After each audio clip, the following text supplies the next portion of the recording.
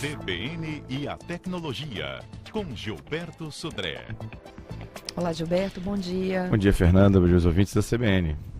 Olha, Gilberto, hoje trata de um tema bastante complicado, assim, eu não imagino, né? Mas tem sido cada vez mais comum as pessoas se depararem com um problema como explosão de smartphones. Exatamente, Fernanda, nesses últimos meses agora a gente já teve 4 eventos dessa natureza, ou seja, cerca de um mês um homem entrou em coma por ter sofrido um choque, né, quando o iPhone dele estava carregando.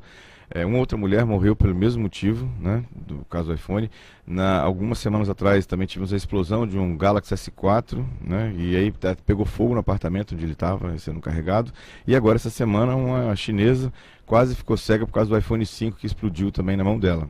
Então, veja, casos que estão se repetindo em várias situações, né?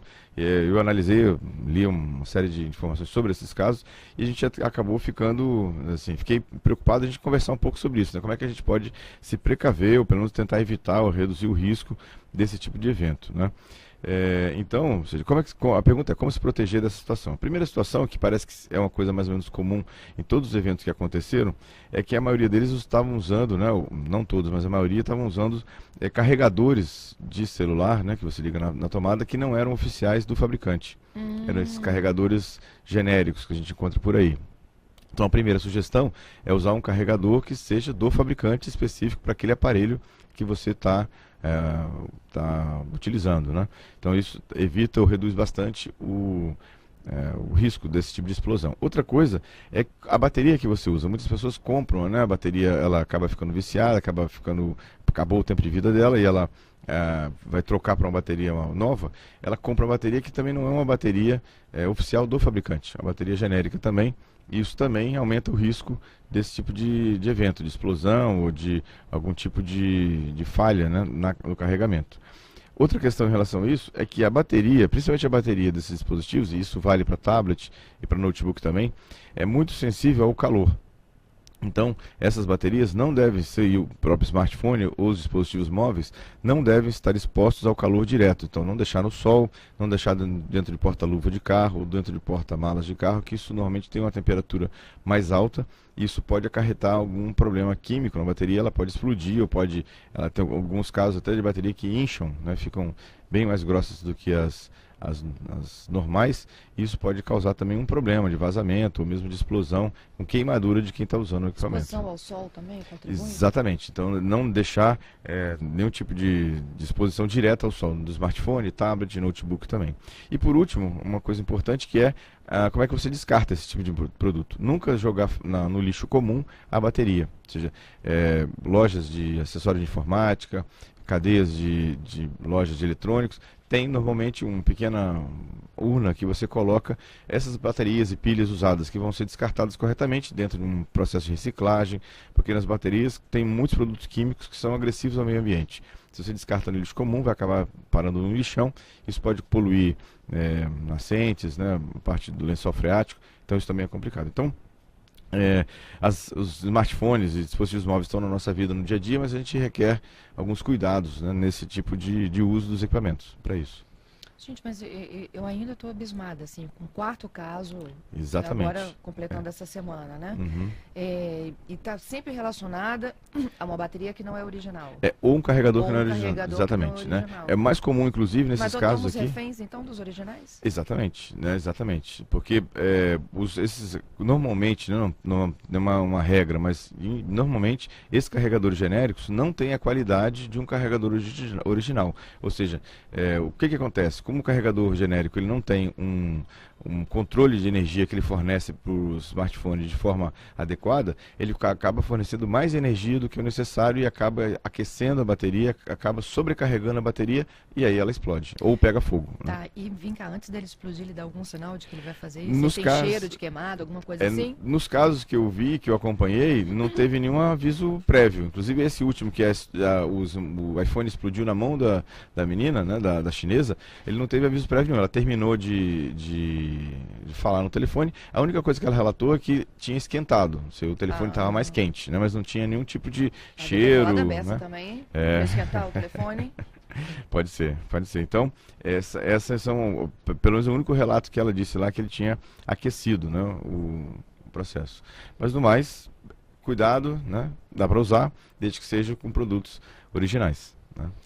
Bom, no Tecnologia também a gente tira a dúvida dos nossos ouvintes, né? A Eveline, ela nos mandou um e-mail, Gilberto, dizendo o seguinte, que ela é usuária do serviço de e-mail da Microsoft e que ela recebeu a seguinte mensagem. Eu vou repetir aqui a mensagem que ela nos encaminhou. Prezado usuário, devido à migração do serviço Windows Live para o novo Outlook, estamos excluindo todas as contas inativas do sistema. Sua conta está expirando no prazo de 5 ou 30 dias, caso não ocorra um recadastramento. Com o seu login poderá ser automaticamente excluído do nosso servidor e ela pergunta se isso é mesmo necessário, se isso não é um vírus. Muito bem, Pode se Eveline. esperar aí de uma mensagem como essa? Essa é uma boa pergunta, obrigado aí pela participação. E esse é um e-mail fraudulento, isso é conhecido como phishing scam. Ou seja, na verdade, o que o atacante quer? Que você acredite nessa mensagem, clique naquele link e o seu recadastramento, na verdade, está enviando para ele seu login e sua senha. E com isso ele vai poder entrar na sua conta, roubar as suas informações e até mandar e-mails em seu nome. Então, bancos, né, Tribunais Regional Eleitoral, né, Serasa, ou mesmo a Microsoft, não enviam esse tipo de e-mail de recadastramento, né, ou seja, para você clicar. Então, muito cuidado, esse é um tipo de golpe muito comum, muitas pessoas ainda caem nesse tipo de enganação, né? Então, na verdade, a recomendação aqui é apaga o e-mail e tudo bem, deixa para lá. É bom até ele se livrar desse e-mail na caixa, Exatamente, né? Apaga lá e acabou, fica tranquilo, né? Muito bem. E olha, com base até na pergunta da nossa ouvinte, né? A nossa dica de segurança é exatamente para esse tipo de crime, né? Exatamente, Cibernéticos, né? exatamente. Essa semana teve um congresso em São Paulo sobre crimes cibernéticos e o analista de vírus da McAfee, Guilherme Veneri, ele fez uma afirmação muito interessante, né? Ele está observando, né, já que eles são da McAfee, um grande crescimento do aumento do cybercrime no Brasil. Pra você ter uma ideia, Fernanda, segundo a McAfee, atualmente são criados no Brasil, não é no mundo, no Brasil, 40 vírus novos por dia. Então veja a quantidade de vírus que estão sendo criados e aí só aumenta a nossa responsabilidade em cuidado com os links que você clica, cuidado com os e-mails que você abre e com os anexos que você abre em e-mails que venham para você. E temos que ter, óbvio, um antivírus atualizado instalado na máquina. Ou seja, mas o antivírus é bom lembrar que ele não garante tudo. Ele garante um certo conhecimento e reduz o risco, mas a segurança mesmo é o bom senso na hora da navegação e do uso das ferramentas da internet. Olha, antes da gente passar para os fatos que marcaram a semana, o nosso ouvinte, o Ney Pimenta, ele volta à questão do risco de explosão de smartphones, tá? Ou de baterias. Ele diz o seguinte: Gilberto, e se eu usar um carregador original, mas em um outro aparelho? Por exemplo, ele disse que o carregador que ele usa é da Samsung, mas na verdade ele era de um outro modelo dele, Motorola. Ou seja, o encaixe funciona. Hoje os fabricantes dos smartphones mais novos, obrigado Inei pela participação, os smartphones mais novos, os fabricantes entraram num acordo e os carregadores são compatíveis entre si. Então você tem esses carregadores mais novos que o encaixe funciona, você pode usar em um smartphone e no outro, mas um carregador original, né? O problema são os carregadores genéricos. Porque aí falta o controle de qualidade do genérico, exatamente. Né? A engenharia do genérico não é tão boa como a engenharia e a construção do carregador original. Então, Ney, pode continuar usando o carregador de um celular de uma outra marca, desde que seja original. Exatamente. O Luciano, ele aproveitando também a pergunta da ouvinte, diz o seguinte: ele tem uma conta de Hotmail, não consegue mais acessá-la. A mensagem que ele recebe é de conta inexistente ou senha incorreta. O que ele faz para resolver o problema dele? Muito bem. Luciano. Luciano. Bom, Luciano, o problema só... É no Hotmail, ele não consegue mais acessar. A conta. E a mensagem que ele recebe da Microsoft é de que ou a conta está inexistente ou a senha que está errada. Bom, o que pode acontecer é... Tentar recuperar a senha. Tentar recuperar a senha, mas na verdade o que pode ter acontecido também é que alguém tenha entrado na conta dele e ter trocado a senha dele, o que é muito mais grave, inclusive. Então, ele tem que entrar em contato com a equipe de suporte da Microsoft e tentar reaver essa conta dele, mostrar que ele é realmente o dono da conta e se houve uma troca de senha inadvertida por uma terceira pessoa, ele vai conseguir reaver a conta dele. Então essa é uma preocupação. Acho que ele deve entrar imediatamente em contato com o suporte da Microsoft. Na página principal do Hotmail tem um link que ele faz contato com a parte de atendimento da Microsoft através de um outro e-mail, né, através de uma outra conta de e-mail, e aí ele vai conseguir ver exatamente o que aconteceu, se alguém trocou a senha dele inadvertidamente, né, em relação a isso aqui. Ok, vamos para o resumo da semana. Resumo da semana. Então, primeiro fato que eu achei bastante interessante na semana foi que o secretário dos Estados Unidos, o John Kerry, reafirmou essa semana que eles vão continuar monitorando, mesmo com todo o protesto, Cara de toda pau, né? grita.